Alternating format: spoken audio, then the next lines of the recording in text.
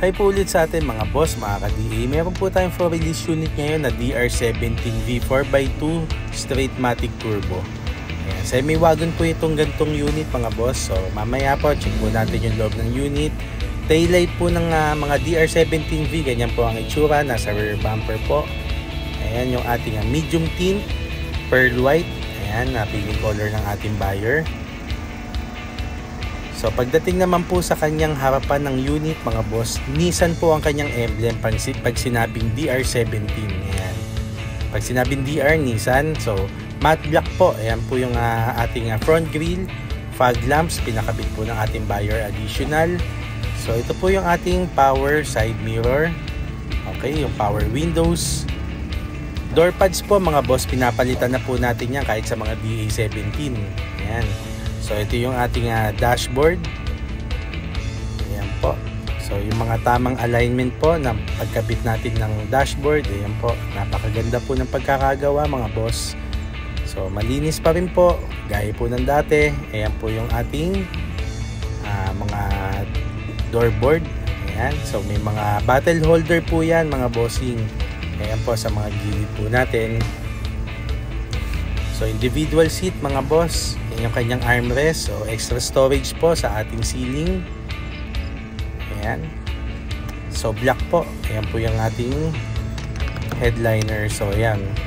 Foldable po yung ating seats pagdating po sa ating second row hanggang flooring po yan mga boss. Ayan. Ayan po. At ang ating vinyl matting na palagi naman kasama sa package mga bossing.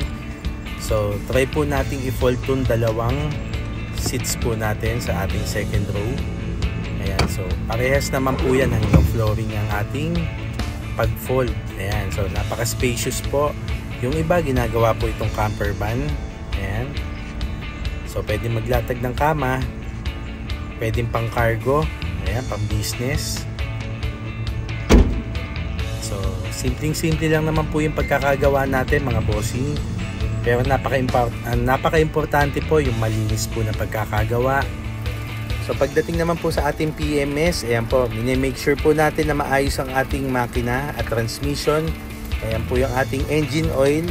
So 5W40 po, palit na yan yung ating ATF at transmission filter, air filter, palit na rin po yan. Pagdating rin po sa aircon, ayan yung ating cabin filter, meron pa rin po tayo nilalagay mga bossing. Ayan. So, napaka-importante po ng ating engine and transmission. Meron po tayong 2 months warranty dyan mga boss. So, ito naman po yung ating bagong coolant. Back to stock po pagdating po sa ating cooling system mga boss. Ayan. Napaka-importante rin po na binibleed natin yung ating coolant. Okay? So, ayan po. So, pagdating po sa presyo ng ating unit, inabot po ang ating buyer ng 343,500. Dahil po dito sa additional na fog lamps. So basic price po nito 340,000 mga boss.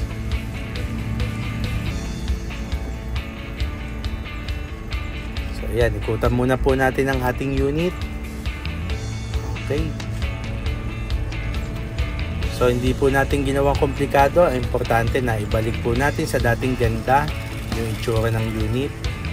So ayan po, napakalinis ng pagkakagawa.